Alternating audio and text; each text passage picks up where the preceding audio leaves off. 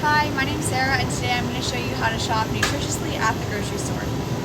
So the first thing is to make sure that you concentrate your focus on the perimeter of the grocery store. So that's going to be your produce and your fruits and veggies, and then towards the back is typically your meats and your fresh meats, and then on the other side is going to be your dairy.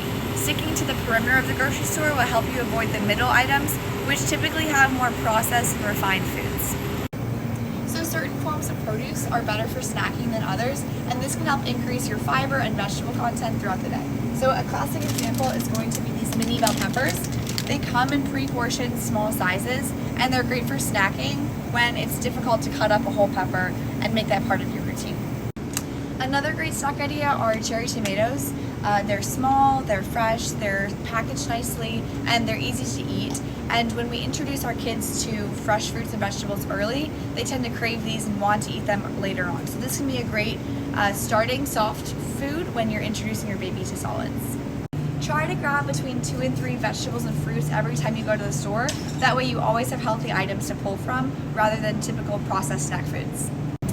So when we are buying meats, we want to make sure that we select rather lean cuts. So not all ground beefs are equal. Here you can see that this ground beef is 80% lean, 20% fat, but that typically ends up with us having more fat per serving than we typically want.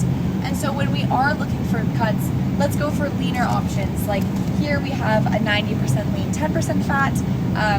They can be 85% lean, 15% fat, maybe even more like 95-5. Just find a consistency and a ratio that works for you and your family.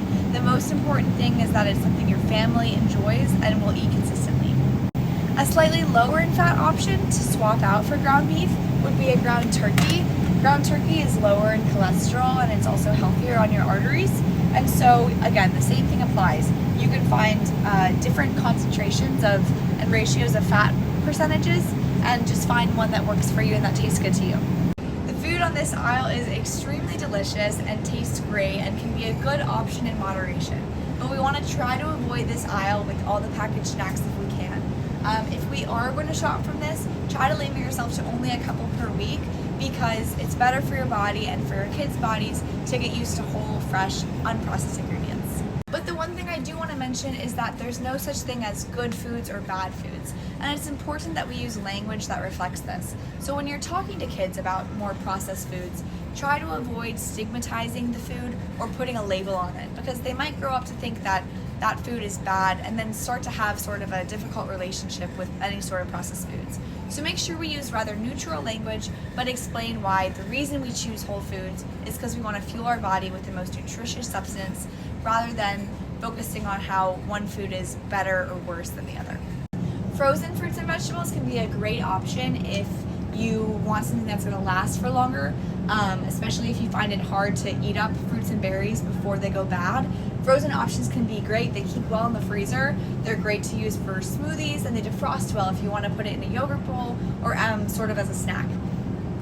Another trick is that when you are shopping, make sure you've had a snack before. It can be really easy to shop hungry and put a bunch of food in your cart that probably isn't the best for you, and it's just because you're hungry in the moment, but you don't necessarily want it later. All in all though, do your best to make healthy choices, go easy on yourself, and know that everything is okay in moderation. Make sure we're using an 80-20 rule, which just means that 80% of the time we try to eat whole, unprocessed ingredients, and the other 20% we can enjoy those sweet treats that we all love. Make sure that you're kind to yourself and kind to your kids.